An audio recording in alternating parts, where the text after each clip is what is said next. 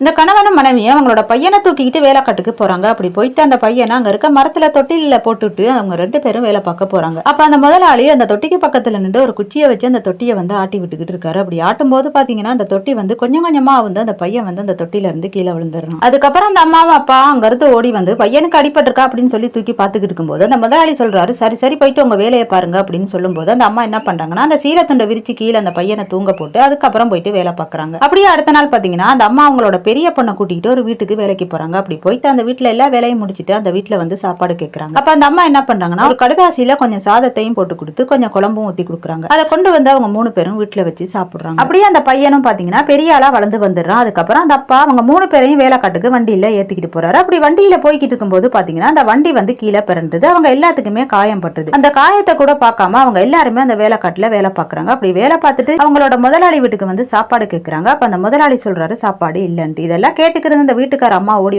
சொல்றாங்க, இந்தாங்க சாப்பாடு அப்படின்னு சொல்லிட்டு அவங்களுக்கு 2 ரொட்டியும் கொடுத்து சாதமும் குழம்பும் ஊத்தி கொடுக்குறாங்க. அந்த சாப்பாடை கொண்டு அவங்க 2 பசங்களுக்கும் போட்டு கொடுத்துட்டு அவங்க 2 பேரும் சாப்பிடாம உட்காந்து பாத்துக்கிட்டு இருக்காங்க. அதுக்கப்புறம் அந்த அம்மா அந்த அப்பா கிட்ட சொல்றாங்க, நம்ம பொண்ணு பெரிய பொண்ணு, நம்ம எல்லா வீட்லயும் சாப்பாடு வாங்கி கொடுக்குறோம், இது எனக்கு ரொம்ப அசிங்கமா இருக்கு, நீங்க ஒண்ணு பண்ணுங்க, நீங்க போயிட்டு முதலாளி கிட்ட கொஞ்சம் பணம் வாங்கிட்டு வாங்க அப்படின்னு சொல்லி அனுப்பி வைக்கிறாங்க. அந்த அப்பாவும் பாத்தீங்கன்னா அந்த முதலாளி கிட்ட போயிட்டு கொஞ்சம் பணம் கேட்டு வாங்கிட்டு வராரு. அதுக்கப்புறம் அந்த பொண்ணுக்கு ஒரு திருமணம் பண்ணி அங்க இருந்து அனுப்பி வைக்கிறாங்க.